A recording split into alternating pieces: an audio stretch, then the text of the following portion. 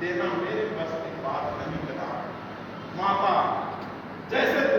दिया था, वैसे मुझको अपने में समाहित कर। ये पूर्णता, परिपूर्णता और अपरंपार बात जो देवी थी माता, उसने भी इस सामाजिक अन्याय, सामाजिक छदों के, सामाजिक विघटनों को झेलते झेलते थक गई थी। उसी समाज में हम आज उतने वर्षों के बाद हैं, तब भी रामचरितमानस का गान